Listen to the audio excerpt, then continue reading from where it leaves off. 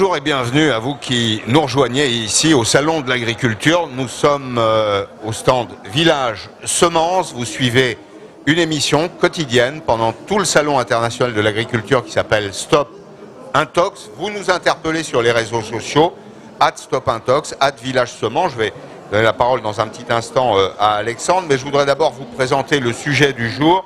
Le sujet du jour, c'est Big Data. Vous savez ce que c'est? Les données. Big Data, l'innovation dans les champs, est-ce que c'est une question de souveraineté? Alors, évidemment, ça passera pour être un sujet un peu abscon, complexe. Vous allez voir qu'on va le décrypter pour vous démontrer que, en réalité, grâce au digital, grâce aux data, grâce aux données aujourd'hui, on peut gagner de la productivité, on peut réduire l'usage des intrants, le traitement des plantes si vous préférez.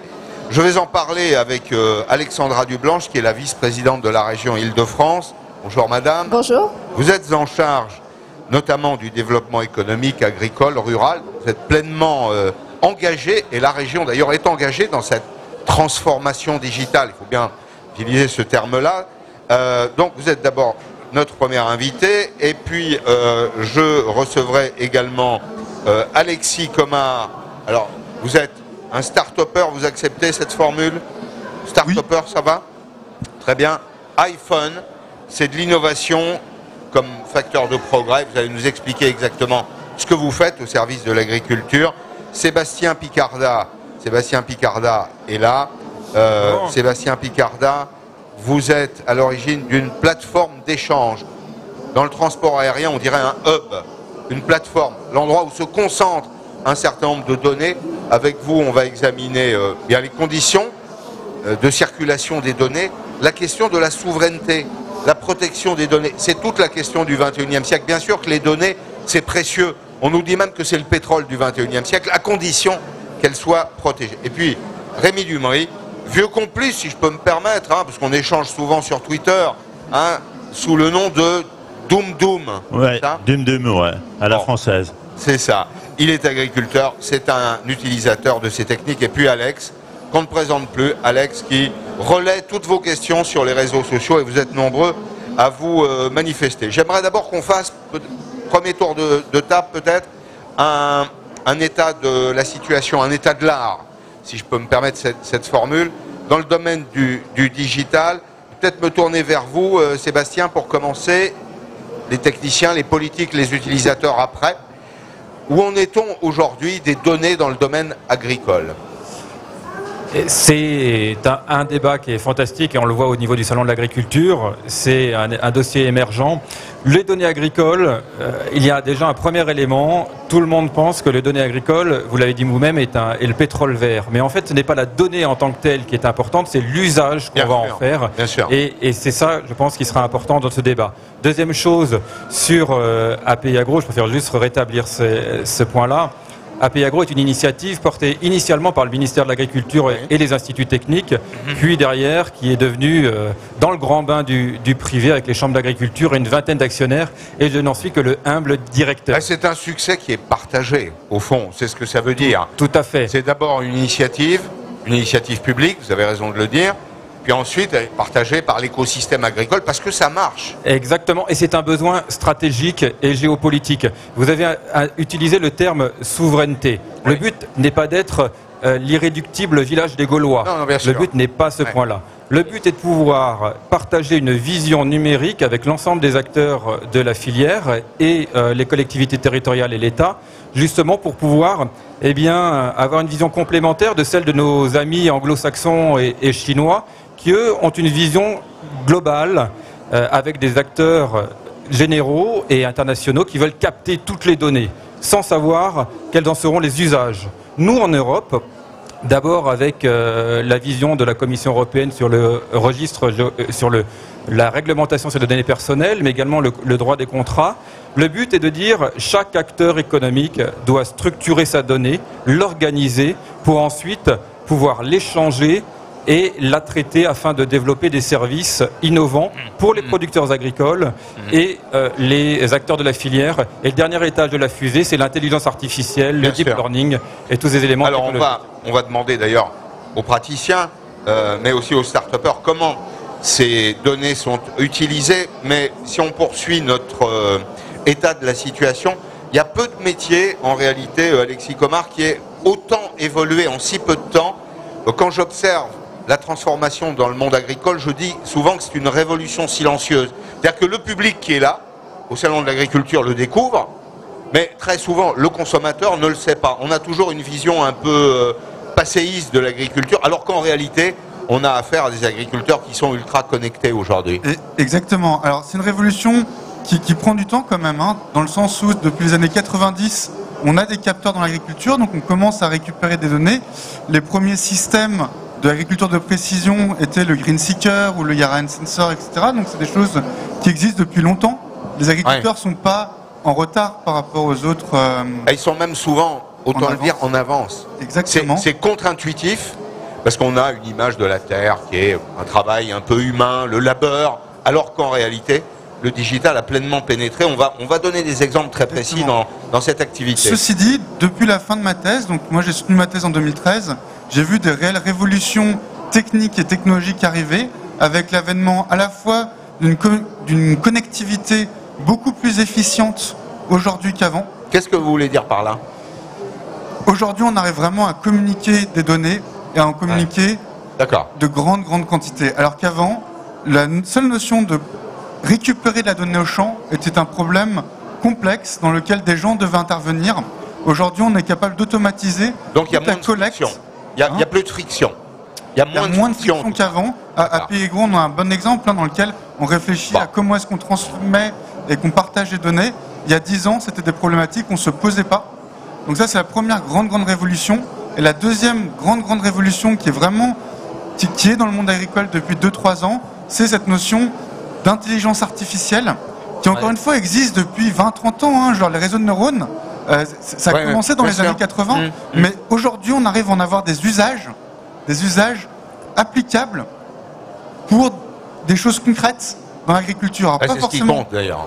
Exactement. Alors pas forcément toujours directement pour les agriculteurs, parfois pour les acteurs de la filière, comme pour les semenciers. Les semenciers essayent d'améliorer la production de semences, d'abord par la génétique, aujourd'hui par le phénotypage au débit. Et toute cette révolution-là, au final, bénéficie aussi aux agriculteurs. Voilà. Très bien. Alors, vous allez voir, on va y revenir, on aura le temps de parler des applications. Alexandra Dublanche pour la région Île-de-France. Un acteur public, que peut-il faire? Il n'a pas vocation nécessairement à être un acteur économique. En revanche, il a vocation à inciter. Vous avez, avec la région Île-de-France, une politique d'incitation. Alors, il faut rappeler que la région Île-de-France, ça n'est pas que Paris. Il n'y a pas que la montagne Sainte-Geneviève ou le Mont-Parnasse. Exactement. Il y a aussi une grande part de territoire 50%. Agricole. Bah oui, est agricole. Bien sûr, est agricole. Donc, c'est pas du tout marginal. Et vous intervenez directement dans ce domaine pour soutenir ces initiatives digitales.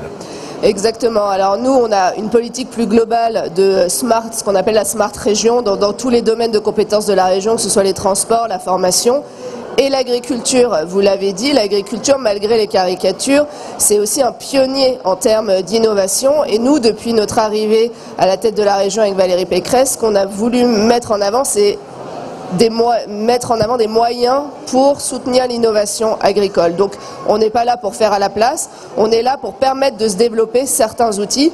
Donc tous les ans maintenant on met 1 million d'euros seulement pour l'innovation agricole, ce qui est complètement révolutionnaire par rapport à ce qui était fait avant. Donc on va accompagner le développement d'outils de décision. On a déployé le plus gros réseau de stations météo qui utilisent extrêmement de données, de ces outils à décision qui permettent aux agriculteurs d'augmenter leur rendement, d'être plus résilients. Et un autre exemple, projet de cette année sur lequel on travaille, c'est une ferme digitale en Essonne où on veut vraiment, nous on est une terre d'innovation, d'expérimentation. On veut expérimenter. Donc là, cette ferme digitale sur les anciennes terres de l'INRA, on veut mettre en lien des startups, des agriculteurs, des éleveurs pour tester de l'innovation. Et donc voilà, nous c'est notre rôle, c'est de financer ces outils, financer de l'expérimentation et d'être en soutien du mieux qu'on peut de nos agriculteurs. Bien, alors on va demander un avis d'expert, un avis d'utilisateur. Rémi Dumry, vous êtes vous-même très connecté. Racontez-nous un peu votre histoire personnelle, à quoi ressemble votre exploitation, En quoi utilisez-vous le digital? En quoi a-t-il changé votre vie d'agriculteur et aussi votre modèle économique? Alors, j'ai commencé à toucher le digital à peu près au siècle dernier, quand j'ai commencé à me connecter sur Internet en 96-97. Et là déjà, il y avait des startups à l'époque dans le monde agricole qui étaient essentiellement financées par Ron Poulenc, à l'époque. Et on commençait à faire de l'agronomie en piquant les capteurs des Américains puis essayer de les faire tourner dans notre Europe.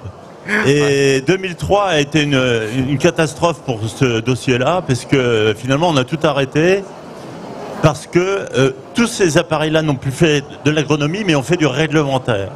Et il y a eu une espèce de trou énorme jusqu'au salon de 2015. Donc il y a un trou dans la raquette entre 2003 et 2015. Voilà, c'est trou dans la raquette. Incroyable. Parce que fallait faire du réglementaire, fallait faire que de l'environnement. Et en 2015, c'était au salon de l'agriculture ici, on a dit au grand public, écoutez, il y a des robots de traite et il y a des drones qui passent au-dessus des champs. Ouais. Et là, ça dit, ah mais c'est formidable, on va pouvoir récupérer de la data, on va pouvoir faire des startups, on va pouvoir faire plein de choses comme ça pour l'environnement. Et là, c'était le déclenchement, et là, l'agriculture de précision, l'agriculture connectée, les datas sont devenues un nouveau pétrole pour le... Mais si je comprends, dans votre récit, on comprend qu'il y a un lien avec l'environnement.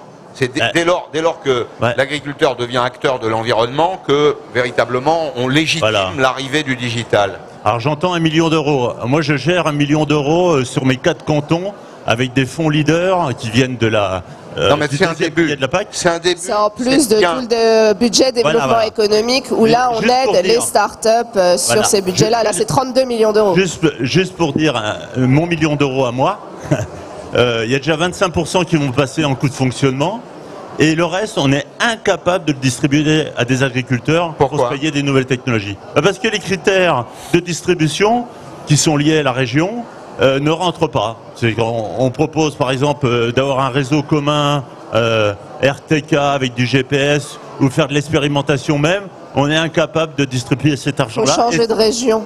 Ouais, sans doute. Mais vous n'êtes pas dans la région Île-de-France. Je suis un peu trop au sud peut-être. Vous êtes dans le Loiret, c'est ça? Voilà, je suis région centre. C'est difficile de déplacer ces terres d'un département à l'autre. Évidemment, tous ces fonds européens vont être gérés par les régions et il va y avoir une disparité au niveau français qui va être assez importante. Enfin, on peut pas, Rémi, on peut pas vouloir la décentralisation et à chaque fois qu'on l'a, la critiquer. Non, mais si vous avez de mauvais élus, vous votez, vous les changez. Voilà. C'est pour dire que l'argent, c'est pas forcément simplement le nerf de la guerre. Il y a aussi les objectifs qu'on veut en faire. D'accord. Et puis montrer, évidemment, que ces outils-là, moi, je les utilise maintenant sur mon exploitation. J'ai un sensor technologie 2003, que j'utilise depuis 10 ans, qui me permet de gérer tous les nitrates que j'ai sur mes cultures pour faire de la protéine pour mes blés durs, pour pas que ça fasse des pâtes qui collent dans l'assiette, pour faire de la borne de brasserie, pour faire de la bonne bière ou du bon whisky à travers le malt.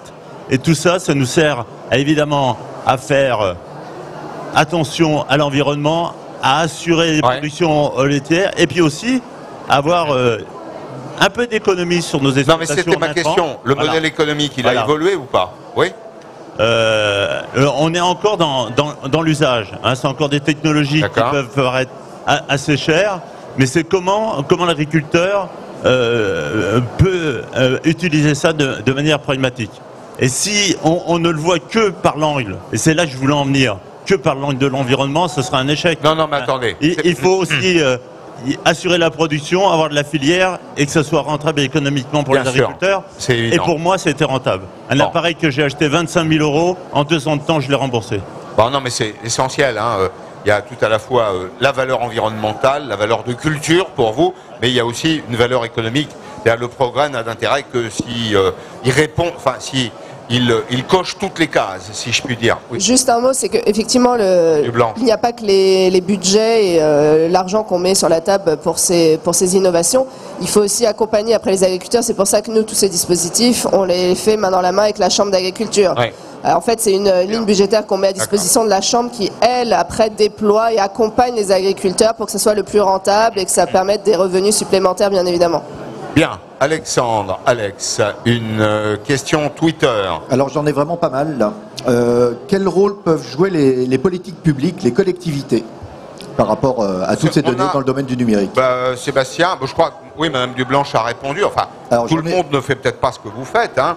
Chacun est libre dans sa région, mais dans les régions à vocation quand même agricole, j'imagine que les régions qui sont responsables des affaires économiques sont actives, j'imagine. C'est vrai que nous, on a les deux, on a la chance d'avoir les deux. On est une grande région agricole, donc à 50% agricole, mais on a aussi énormément de recherche sur le territoire. L'Île-de-France, c'est 40% de la recherche française, oui. C'est 25% des étudiants, oui. C'est 30% de la croissance, donc de la richesse. Donc ça veut dire qu'on a à la fois les start-up et on a nos agriculteurs auprès desquels on peut développer ces start-up. Donc c'est vrai qu'on a cette chance-là. Bien sûr. Et on s'en saisit. Difficile de comparer la région Île-de-France avec les autres en raison de la nature même de notre géographie urbaine. Sébastien Picard. Oui, la question est de savoir comment est financée l'innovation et de quelle innovation parlons-nous. Et en quoi les acteurs publics ont un rôle à jouer, lequel? Exactement. Dans l'économie de la donnée, vous avez 3 étapes qui sont très importantes. La première, Alexis en a parlé, c'est la collecte de la donnée. Depuis l'exploitation agricole avec les capteurs et l'exploitant agricole. Premier élément. Deuxième élément, c'est l'échange de la donnée. Et c'est là-dessus que API Agro est positionné. Et là, on est sur une infrastructure mutualisée, opérée par des opérateurs souverains, logiciels. Ça existe. On a des acteurs performants en Europe sur du logiciel et de l'infrastructure. Utilisons-le. Et le troisième volet, c'est le volet de croisement de la donnée, de la valorisation et des services. Et clairement, la question, je me tourne vers les collectivités territoriales ou vers l'État, identifions bien les créneaux où l'argent public est intéressant. La dimension mutualisation de l'information sur l'échange de données, ça ne sert à rien qu'il y ait 36 000 plateformes d'échange de données. On est sur un hub, on ne va pas faire un aéroport de données dans l'ensemble des régions, mais utilisons un réseau structuré. Par contre, pour que cela fonctionne bien, il faut qu'à la fois la collecte de données soit structurée, et Alexis a parlé de capteurs américains, mais qui ne sont pas suffisamment fins pour avoir des données utiles. Donc développons des capteurs ou des champions européens ou régionaux de la collecte de la donnée dans le respect des principes européens. Et deuxième volet, le troisième étage de la fusée, c'est le croisement des données, le monde des startups, les innovations et les nouveaux services. Ce qui marche bien, et d'ailleurs ça va avec l'univers digital, c'est tout ce qui est horizontal, en fait.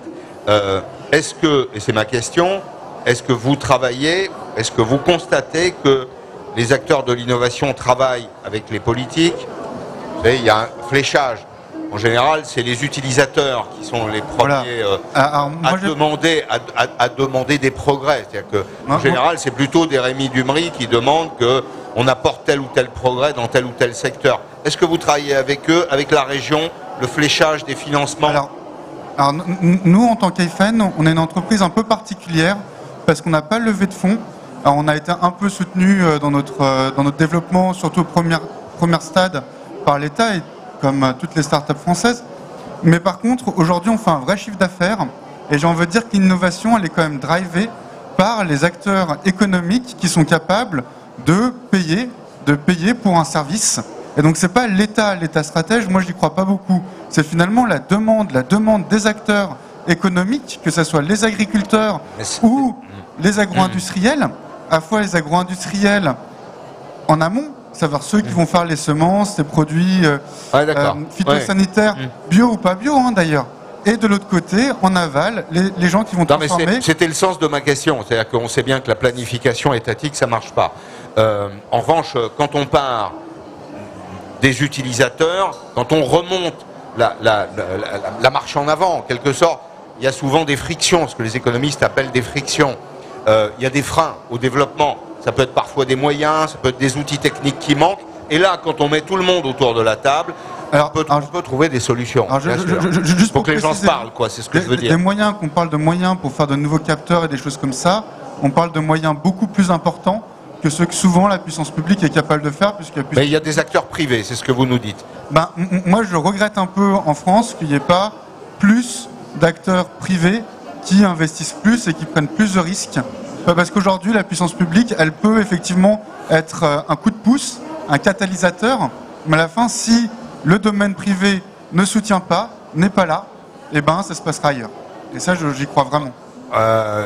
Je vous donne la parole dans une seconde, mais Rémi Dumery hochait la tête. Oui. Et donc, j'imagine que vous avez quelque chose à ajouter. Oui, oui, mais il ne faut pas oublier que le numérique, quand même, c'est un peu une révolution. Hein. Et donc, on ne peut pas demander aux agriculteurs qu'on leur dise qu'est-ce que vous avez besoin, on va vous le faire, et ainsi de suite. Parce qu'on n'a pas encore l'usage. Ce qu'il faut bien faire attention, c'est dans toute la partie digitale aujourd'hui, agricole, il y a un foisonnement incroyable. Oui, mais qu'est-ce qui marche réellement? Qu'est-ce qui marche vraiment sur le terrain? Qu'est-ce qui apporte vraiment? Et c'est pour ça qu'il y a un aspect expérimentation, mais il y a aussi l'aspect financement. C'est-à-dire qu'aujourd'hui, le financement de l'agriculture, toutes les aides que les agriculteurs reçoivent sont essentiellement pour de la ferraille ou du béton. Hein. Là, on a besoin d'intelligence. On a besoin de financer de l'usage. On a besoin de financer des abonnements sur Internet, sur des plateformes. On a besoin de financer des choses comme ça. Et pour donner cet usage, et qu'il y ait vraiment une synergie entre la recherche, les fonds publics et l'économie privée, pour que tout ça, on arrive à créer cette fameuse transition énergétique. Vous, Rémi, quel est l'usage que vous privilégiez? Qu'est-ce que vous utilisez le plus? Alors moi, ce que j'utilise plus, c'est en fait, c'est ce qu'on appelle l'agriculture de précision. C'est plus considérer une parcelle comme étant une entité homogène, mais c'est des zones complètement différentes. Donc ça veut dire que vous utilisez quel type d'outils là?